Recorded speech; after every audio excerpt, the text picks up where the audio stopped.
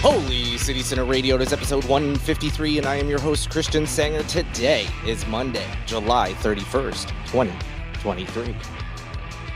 Last day of July. Can you believe it? Can't believe it. I really can't. August is already coming. Wild that tomorrow is the first day of August. Summer is flying by, and I had a nice weekend that also went by pretty quickly. And hopefully this week will be the same as we get back into work and our jobs and our responsibilities and all that. Hopefully it goes by quickly and we'll have another awesome weekend here in the Holy City before too long. Hope you had a great weekend. I was able to do some fun things, so happy to finally share some excitement after, being a little quiet for, after I took that trip to Charlotte to see a concert and, was able to do some fun things around town. On Thursday, I didn't talk about it on Friday's show because I recorded it before I went. But on Thursday, I went to a preview event of this new venue called The View at Morrison Yard. You may have seen that really funky looking building. It's kind of cool looking as you drive across the Ravenel Bridge. That is part of that development, and The View is part of that venue. I believe there's some other businesses that are in that building or will be, as it's pretty new and it's nearby something called Morrison Yard as well. I don't know the official name of it, but it's, like apartments, condos kind of thing. And that looked really nice. They're going to have some businesses on the bottom floor of that building. It was just a cool little area. I know we feel some type of way about developments, especially near the water. But, if they're going to put something there, you're going to hope that it looks cool and that it is a fun place to visit or live if they're building apartments and things. And yeah, the whole area looked really, really nice. And so anyway, the venue was cool, nice event space, fairly typical as far as, what you would expect from something like this. Might be good for like a wedding reception or, some kind of corporate event or whatever. But the real highlight of it is that they have a pretty big patio that looks out onto the harbor close to the Ravenel Bridge. And so just really good views of the harbor and, parts of Mount Pleasant and downtown Charleston and so on and so forth. It was really cool. I kind of hung out there. They had some chairs and tables set out up there. So I just kind of relaxed and took in the view and tried some light bites that they were passing around. There's, like a little shrimp and grits, like a little spoonful, how sometimes you go to these events with like past hors d'oeuvres or whatever. They'll have like miniature versions of things. They had that was really good. It was this watermelon with goat cheese, which was amazing. And a few other things. And yeah, it was pretty cool. I like the look of the venue. And like I said, I think it'll be a pretty good addition to the area. And I don't think I mentioned this. It's from the Indigo Road hospitality team. So the folks behind like Oak Steakhouse and, plenty of other restaurants, Oku, and several others in town. So they're extending, or I should say expanding their types of businesses by adding an event venue here in town. So did that on Thursday. And then after that, I actually I stayed downtown and went over to Frontier Lounge, which used to be Mint. And now it's, more of a traditional bar, but they still have live music and events and things like that, less of that like club feel when it was Mint.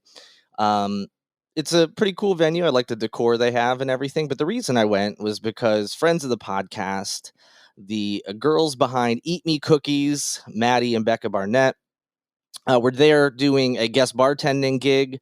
They were raising money for a nonprofit in town called Beyond Basics. Some of the folks involved with that program were there as well. So I wanted to swing by.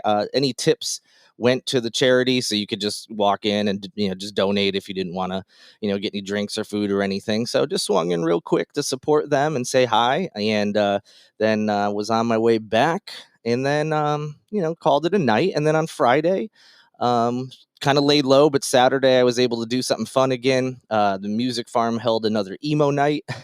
This one was Emo Night Brooklyn. That's just the name of the team that goes around. It's based out of New York, of course. And basically, it's just a DJ set, but they're playing, punk music, emo music, and related tunes from that era, that like late 90s to like mid 2000s or so. And it was a lot of fun. I met up with a couple friends of mine, and although it was a 10 p.m. start, which is a little late, I hung around for a good chunk of it. I didn't stay the entire time, but it was fun. So definitely had a good weekend. The music farm has been doing a lot of these like dance party type things. So, if emo music's not your thing, they've got like country versions, disco versions, more like EDM or ravey type vibes for some others. So yeah, definitely recommend checking them out if whatever your type of music is comes around, because it's a fun venue and it's nice to just get together with a bunch of people who enjoy the same type of music. And it's a little different than a traditional concert. Still lots of fun though. So anyway, that's what my last few days have been. Was definitely happy to be able to have a busy end of my week and into the weekend, but happy to have Sunday to relax. And when I'm recording this podcast, it's not raining anymore, which we had a little bit of sprinkles, so that's good. But still hot as hell out there, and I'm sure that will continue into our week. But enough of that. No more talks about my weekend, because technically you're listening to this. It's Monday, so let's get into the news. UFOs and TMI. Those are the letters that I associate with Nancy Mace's week last week. The representative had an interesting few days, to say the least, doing the important work as always. So she made some headlines for two reasons last week. The first involves UFOs. There was some congressional testimony that took place, and Mace was the one who ended up asking some of when the questions she asked led to answers that everybody was talking about. So she was kind of getting credit just for asking a question about UFOs. So what is this all about if you somehow missed it? Three former military officials spoke to Congress last week and said that they believe the government knows much more about extraterrestrial life and UFOs than the public's been told. So, for a little bit more background before we get to those questions, on July 26th, the House Oversight Subcommittee held this hearing. I'm saying UFOs. That's what everybody knows the terminology, but technically the government now calls them UAPs, which stands for Unidentified Aerial Phenomenon. I think they changed the wording and the abbreviation because so many people associate UFOs with like little green men, and it's not necessarily about that. But in any event, the testimony came, as I mentioned, from former military and intelligence officials who talked about some of their own encounters with unexplained flying objects and described the movement of these UFOs or UAPs. And they said things like they defied the laws of physics, like their movements it didn't make sense. They shouldn't have been able to do some of the movements they were doing based on everything we know. One of the witnesses was retired Major David Grush. He's also a former intelligence official who went from being part of the Pentagon's UAP task force, excuse me, not tax, task force. And that has since become a whistleblower who has testified that the U.S. government has recovered biologics from the wreckage of an aircraft of non-human origin. Specifically, one of Nancy Mace's questions asked, first she asked if the government has had conversations or interactions with what he would call intelligent extraterrestrial life. He wouldn't answer. He said, a lot of his answers like, I can't really talk about this stuff or whatever. But then she did ask, okay, well, you say you've recovered, crafts or something that was flying and crashed. You've recovered it. Did you recover anything from like the pilots or whoever was driving these things? And he said they had. It said that they recovered, like biological matter of some kind. He didn't really expound on that. And then so Mace asked, is this human or non-human? And he answered non-human. So that was one of the big takeaways, was that, yeah, the government has been investigating UFOs or UAPs, which we knew. That part's not new. Claims there's a lot that the public doesn't know. Didn't really say anything of significance besides this one comment, but even this feels like it's a little overblown, because everything it was either non-answers or was very vague. He says non-human biologics. Well, that doesn't mean like there's again, the traditional in everyone's mind, you think of like little green men or whatever we've seen in movies when it comes to aliens. It doesn't necessarily mean that. I mean, biologics that aren't human could be, plants, or some other material. Doesn't mean it's a living, breathing, humanoid type thing. Who knows? The whole thing was bonkers and is just weird and hard to understand because it was so vague.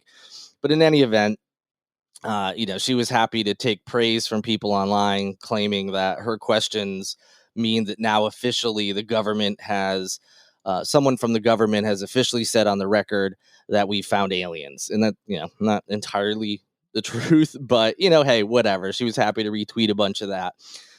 So whatever, interesting moment for sure. I'm joking more so about the hearing itself. I'm not trying to knock Mace for this stuff. She was just doing what she was supposed to do on a committee. But those headlines weren't enough for her. So we get to the TMI portion. She attended a prayer breakfast that was being hosted by Tim Scott, and she made some comments that also ended up leading to headlines. Specifically, she talked about how the prayer breakfast, it's early in the morning, but it's packed there. She was trying to make a point that this is an important thing and people support Tim Scott and, et cetera. And she was saying, how important it was for her to get here, that basically she passed up sex with her fiance. Why is she telling this to anybody, period, but especially a group at a prayer breakfast? Who knows? I mean, know your audience. Not a big deal. I know some people were upset about this, especially conservatives who, believe in premarital sex and all that kind of stuff. So basically, she said that she woke up at 7 in the morning, knew she had to get there, wanted to get there, and that her fiance, as she said, tried to pull me by my waist over this morning in bed. And I was like, no, baby, we don't got time for that this morning. I got to get to the prayer breakfast and I got to be on time. Okay. Thanks for letting us know that your fiance tried to have sex with you in the morning, like before a prayer breakfast. Like, why? What was even the point? I think she was just trying to be silly, but again, like, know your audience. It was just so bizarre. And even if it wasn't a prayer breakfast, why? Why are we talking about this? Why do we need to know this? Why? Why did you feel this way? That's the only question I had. So, too much information to be sure, but hey, got some headlines, and we all know Nancy Mace. Whether they're good headlines or bad headlines, she has not met press that she does not like. Speaking of Tim Scott, there was quite an interesting article in the New York Times this past week. I encourage you to visit the link in the show notes so you can read the entire thing. But it points to, and I want to be fair here, you're going to hear some things, if you haven't read this story yet or heard about it, that sound incredibly shady, because they are. And it certainly are things that the campaign should have to answer for. But I want to be fair in saying that Tim Scott's not alone in this. For whatever reason, this was the candidate that was looked into by the New York Times in depth. But candidates and their campaigns do this type of stuff, and it kind of points to the bigger issue and the bigger problem, which is politics in general, dark money, et cetera, et cetera. But I want to put that on the top. This isn't like he's the only one who's ever done this kind of thing. There's probably every politician ever, but at least those running for big offices like this. So in any event, Senator Tim Scott has more political money than most of the other people running for president on the Republican side, and he's been spending a lot of that money. However, the New York Times point out where that money is actually going is kind of a mystery. So Scott entered the 2024 race with a war chest of about $22 million. His campaign raised $5.8 million from April through June. And in that same time, he put out about $6.6 million, which is a pretty significant amount of money. But the problem is it can't be traced to an actual vendor. So where does this money that he's pulling in and then giving out, where is it actually going? So the New York Times found that about 5.3 million went to two entities. They're both newly formed limited liability companies, LLCs, that don't seem to have any online presence and no record of other federal election work. And the addresses for these businesses are Staples stores in suburban strip malls. They're very minimal business records that are available, but they do show that they were set up by the same person in the months before Mr. Scott entered the race. So you have him pulling in millions of dollars. No surprise there. It's how campaigns for president work, for most candidates. And then has these limited liability corporation, their companies that are getting the money. that don't seem to really have any explanation what exactly these businesses are, what they do, and their addresses are for Staples. So what is going on here? So this masking of companies and groups and people that are paid by campaigns, this stuff happens. It's unfortunate, it obscures large amounts of spending that happens when it comes to politics, and it's become common, as the New York Times pointed out. Political candidates and organizations continue to test these campaign finance laws. So, federal law does require that campaigns disclose their spending, including itemized details of their vendors. And obviously, this is meant as a safeguard against corruption and in the interest of transparency to the public. But, no surprise when it comes to politics, many aspects of campaign finance laws are, they have loopholes, and the people involved in these campaigns will find them. And they have indeed found some workarounds. And the body that oversees these regulations, the Federal Election Commission, or FEC, is really, they can't get much done because when these workarounds or loopholes are found, they have to be closed. But generally, politicians on you should stop me if you've heard this before, on opposite sides of the aisle can't necessarily agree all the time on what should be done on things. Surprise, surprise. So there's really not much that has been done in the way to prevent this, and it continues. For Scott's part, a senior communications advisor for his campaign, a gentleman named Matt Gorman, said that these companies are independent companies that they contracted with to provide services to the campaign, including managing multiple consultants. Payments to those companies are disclosed like all others on our FEC report. So basically, the comment from his campaign was, nothing to see here. Everything's on the up and up. Don't know what you're talking about. Shady. That's shady. What are you talking about? And that's the thing. It may be that they haven't done anything illegal, but they are clearly using these workarounds. And again, other campaigns do these types of things. Uh, so that doesn't make it right, of course. And this is something, like I said, it points to a bigger problem with politics and these huge amounts of money, and where they're being, siphoned off to. You don't necessarily know whose pockets this cash is ending up in. And it's certainly something that needs to be looked into on all campaigns. And these loopholes that they're finding need to be fixed because it's extremely shady. And, uh, you know, who knows? People always talk about how politicians are, in it for themselves, of course, and they enrich themselves through campaigns. And it's hard not to think something like that is happening here. So again, it's not just Senator Scott. Tons of campaigns, if not all of them, that are currently running for president or Senate or whatever it may be, do things like this. But it just so happens that the New York Times did a big piece on Senator Scott, who, of course, is one of our senators. So that's why we're talking about it on this podcast today. But I encourage you to read the entire report. Very interesting and also concerning at the same time.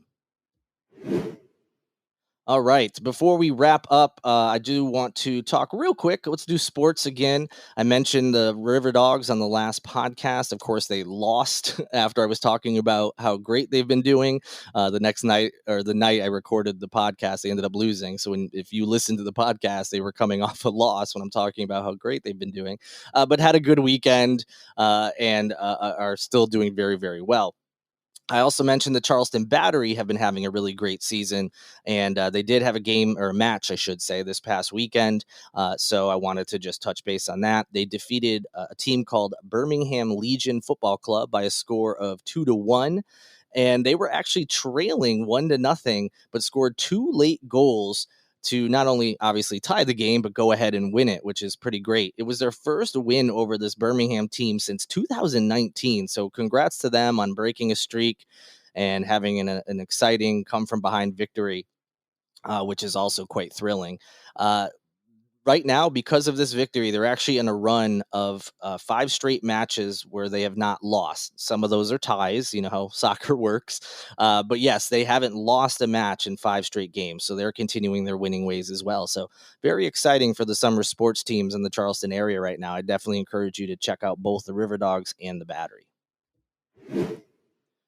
Lots more to get to, but we're out of time today. I'll come back on Wednesday with a new episode and get you caught up on some of the other stories that happened late last week and into the weekend.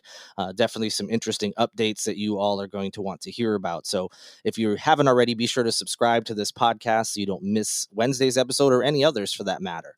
You can also help out the podcast if you're interested by subscribing, as I mentioned, but also liking, rating, reviewing, or anything else you can do on whatever streaming platform you're listening to the show on.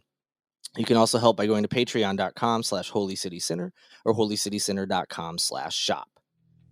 Lastly, I want to thank Cole Collins of LMC Sound System for producing this episode, and Tyler Boone, whose music you hear in each and every show. And of course, thank you to all of you. I look forward to speaking to you all on Wednesday.